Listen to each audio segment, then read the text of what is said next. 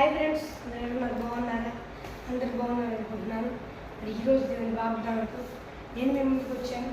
ఈరోజు దేవుని వాగ్దానం యెషయా గ్రంథము 61వ అధ్యాయము 10వ వచనము. శృంగారమైన పాద ధరించుకున్న పెండ్లి కుమారుడిగాను ఆభరణములతో అలంకరించుకున్న పెండ్లి కుమార్తె రీతిగాను ఆయన రక్షణ వస్త్రములను నాకు ధరింపజేసి ఉన్నాడు. మరి దేవుడు చెప్తున్నాడు ఏమనంటే, మనకి రక్షణ వస్త్రాన్ని ధరింపజేసాడంట. ఆయన కోగిళ్ళు మనల్ని పెట్టుకుని మనకి రక్షణ వస్త్రాన్ని ధరింపజేశాడంట. మీరు ఎలాంటి పరిస్థితులను బట్టి ఈరోజు బాధపడుతున్నారు నాకైతే తెలియదు, కానీ నేను నమ్ముకునే దేవుడు మనతో చెప్తుంది ఏంటంటే, ఆయన మనకి రక్షణ వస్త్రాన్ని దయచేశాడు. మరి మీ జీవితంలో ఎలాంటి కష్టాలు, ఎలాంటి బాధలు ఉన్నా భయపడవాకండి, దుఃఖపడవాకండి.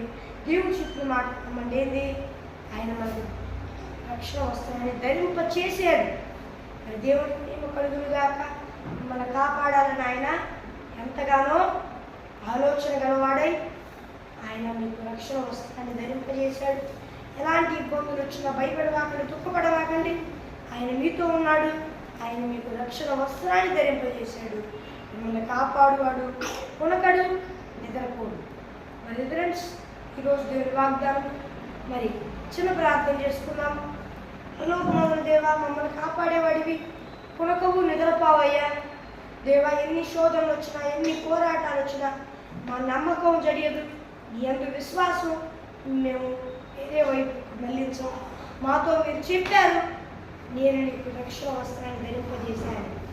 మీరే జోక్యం చేసుకుని రక్షణ వస్త్రాన్ని ధరింపజేసినప్పుడు, మీరు మమ్మల్ని కాపాడేటప్పుడు మాకు బాధ, దుఃఖం లేదయ్యా. మమ్మల్ని బట్టి నేను నిన్ను స్తుతిస్తూ, నీ కృపను బట్టి స్తుతిస్తూ, ఈ వాగ్దానం చూస్తున్న ప్రతి ఒక్కరిని సియోనులో నుండి ఆశీర్వదించమని వేడుకుంటూ యేసుక్రీస్తు నామం పేరిట అడుగుచున్నాను. నవ్య పరలోకమందున్న నా పరమ తండ్రి, ఆమేన్. మరి ఫ్రెండ్స్, ఈరోజు ఈ వాగ్దానం మరి ప్రార్థన వస్తున్నారు. ఇక్కడ కనిపిస్తున్న ల్యాండ్ లైన్ నెంబర్కి కాల్ చేయండి.